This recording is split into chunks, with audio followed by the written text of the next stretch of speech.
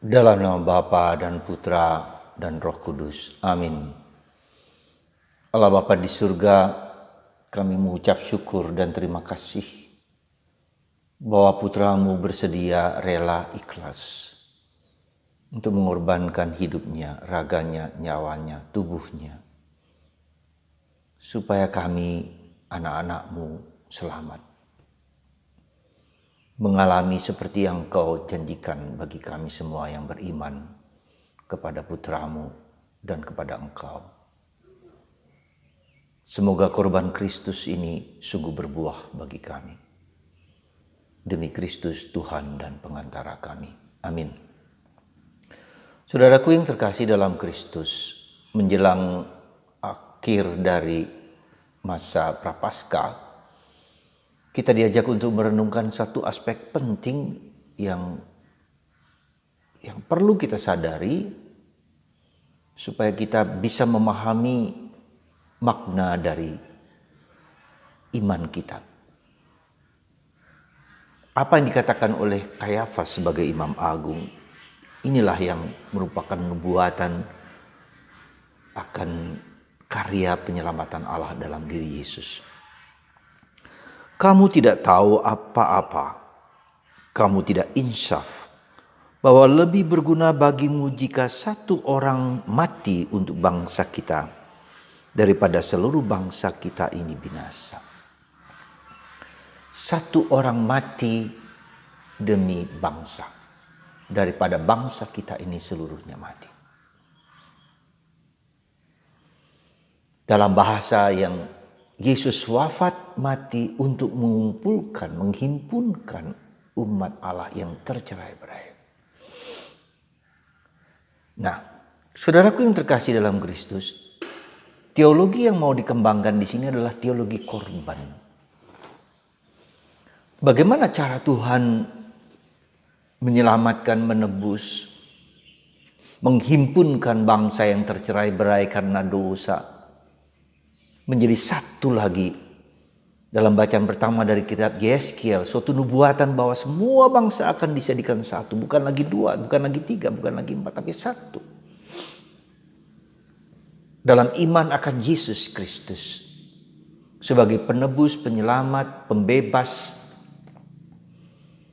segala ujung bumi, segala bangsa, segala yang kelihatan dan tidak kelihatan bersimpuh menyembah Tuhan yang dinyatakan oleh Yesus Kristus. Saudaraku yang terkasih dalam Kristus, begitulah cara Tuhan untuk menyelamatkan dan menebus dan melakukan karya-karya keselamatan bagi kita manusia. Nah, maka dalam masa Paskah ini, minggu depan kita Minggu Suci melihat aspek korban inilah. Jadi Tuhan menghendaki dan menginginkan seperti itu. Maka ketika Yesus berdoa dalam sakrat maut di Kalvari,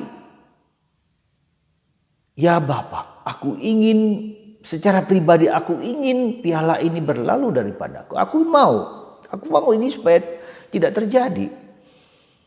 Salib ini tidak terjadi, tapi kehendak-Mu lah yang terjadi. Mengapa Tuhan memakai cara korban seperti ini?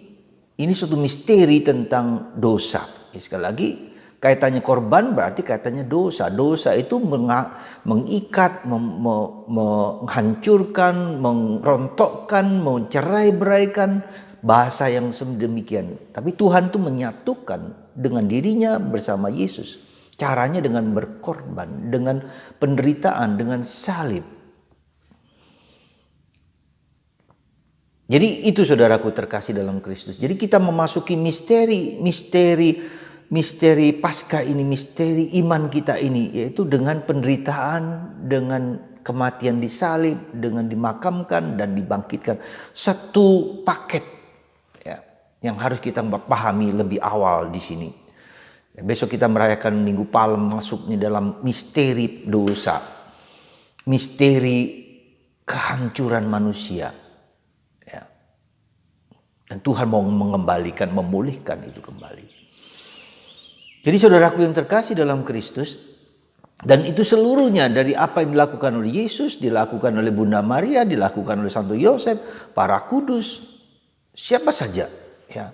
Jadi kesediaan ketika keselamatan itu terjadi, pembaharuan itu terjadi, pemulihan itu terjadi ketika orang berkenan, bersedia seperti Yesus, rela ikhlas berkorban untuk, bukan mungkin juga untuk dirinya sendiri, untuk kita sendiri juga. Saya mau berkorban supaya saya diselamatkan, dibebaskan ya, dari segala belenggu dosaku, tapi juga dengan itu saya juga mau menyelamatkan siapa? Dalam tanda petik ya, menyelamatkan ya. Ya, karena Yesus yang hanya satu-satunya penyelamat. Kita ikut serta dalam karya keselamatan Yesus. Keselamatan anggota keluarga kita, orang tua kita, ya, saudara-saudari kita, ya, gereja, umat Allah, kita mau menderita demi Yesus. Demi manusia, demi orang lain, demi kecintaan kita supaya orang-orang yang kita anggap siapa saja, sekali lagi, mungkin Anda mau berkorban untuk suami Anda, untuk istri Anda, untuk anak-anak Anda, untuk orang di sekitar Anda, untuk gereja, untuk karya misi. Jadi aspek korban ini yang di zaman sekarang ini kurang mendapatkan suatu perhatian, suatu penekanan juga. Ya, sebelum-sebelumnya memang ditekankan aspek korban sebelum Vatikan II, aspek korban altar, korban Tuhan yang berkorban untuk menyerahkan. Mungkin kita harus sekarang ini menyadari kembali. Jadi kita angkat kembali seluruh aspek-aspek ini, aspek korban, tapi aspek syukur, aspek pemberian diri. Jadi pemberian diri kita, pekorban. Maka saya selalu mengajak Anda untuk, bagi Anda yang sedang mengalami penderitaan, mengalami salib, mengalami problem, entah keluarga, entah relasi, apapun juga, sebesar apapun, sesulit apapun. Pertanyaan saya atau pertanyaan kita bersama, dan ini bukan yang gampang, maukah Anda berkorban? Untuk diri Anda sendiri, untuk keluarga Anda, untuk suami, untuk istri, untuk anak-anak, untuk gereja, supaya mengembalikan kita ke dalam kebersatuan dengan Tuhan. Ya. Kebersatuan dalam keluarga, kebersatuan di dalam seluruh rencana kehendak Allah yang telah dihancur leburkan oleh kuasa kegelapan. Saya memberikan satu contoh kecil misalnya, katakanlah pendiri bangsa kita ini, Soekarno. Ketika Super Semar, surat perintah 11 Maret, dan itu kan sebetulnya suatu bentuk dalam tanda petik kudeta yang sampai sekarang, ya, yang menjadi misteri dari pengalihan kekuasaan. Soekarno bisa saja mengatakan angkatan perang untuk melawan itu, untuk menghancurkan itu. Tapi dia tidak melakukan. Aku tidak ingin bangsa ini hancur lebur. Biarkan aku mati supaya bangsa ini tumbuh berkembang. Luar biasa menurut saya. Padahal dia adalah panglima besar, ya, presiden yang berkuasa atas segala sesuatu. Tapi dia tidak melakukan itu. Hanya demi kebersatuan Indonesia. Kesatuan Indonesia menjadi obsesi, menjadi misi, visi Presiden Soekarno. Ya, dan ini yang harus kita pertahankan sungguh-sungguh. Ya, dengan Bhinneka Tunggal Ika, meskipun kita berbeda agama, suku, ras, bahasa dan seterusnya, tapi ini satu. Ini luar biasa. Ini satu contoh secara duniawi. Ya, jadi orang yang mau berkorban, menjadi negarawan. Dan ini yang dibutuhkan oleh bangsa kita sekarang. Siapa yang bersikap demikian? Itu yang pertama. Yang kedua, kita lihat di dalam Perjanjian Lama. Yakub, ya, anaknya yang nomor 11, Yusuf, yang mempunyai mimpi, ya, yang diberikan Tuhan kepadanya, bahwa semua saudara-saudaranya akan bertekuk lutut di bawah kakinya, akan menyembah dia sebagai bintang. Dan saudaranya tidak suka, tidak senang. Nah, iblis mulai masuk di sini. Saudaranya si Yusuf mau dibunuh, ya, tapi tidak jadi, tapi dibuang, dimasukkan dalam sumur, lalu dibuang, dijual kepada bangsa asing, kepada orang Mesir, kepada panglima dari orang tinggi dari Raja Firaun. Hancur, mungkin mereka hancur, mungkin saling menuduh, saling lihat hati bapaknya Yakub yang menderita kepada anak kesayangannya ini. Tapi Tuhan membalikkan itu. Mengangkat Yusuf yang tadinya jatuh bangun dengan bergelimangan penderitaan dan salib dan segala macam, ya, diangkat menjadi panglima, menjadi perdana menteri yang berkuasa atas seluruh tanah Mesir. Lalu mereka berdamai, ya, saling memaafkan, saling mengampuni, meski tidak mudah bagi Yusuf. Lalu terjadi kebersatuan kembali di antara saudara-saudaranya Yusuf. Saudara, seringkali iblis itu mau menghancurkan kita, keluarga kita, atau siapapun juga, memulihkan kita. Maka kita mohon kepada Tuhan pemulihan keluarga kita, siapa saja. Dengan aku berkorban, dengan banyak berdoa, dengan mendoakan, dengan berpuasa, bermati raga, ya, memaafkan, mengambil beban dosa dari saudara-saudara kita, orang-orang kita, yang mendoakan siapa yang sudah mati, mungkin orang tua kita, yang nenek moyang kita, seluruh diri kita. Ya. Yesus yang menyelamatkan, maka kita mohon supaya Yesus mengampuni, memutuskan benang-benang kejahatan yang mengikat itu.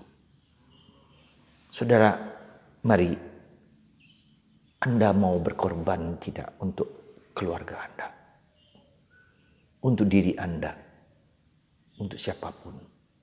Jadilah lilin yang bernyala. Habis demi Tuhan, demi Anda sendiri, demi keluarga, pemulihan keluarga, pemulihan bangsa, pemulihan gereja. Kita berdoa untuk bukan hanya diriku sendiri, bukan hanya keluargaku, tapi untuk gereja, untuk bangsa, untuk negara, untuk seluruh umat manusia bahkan.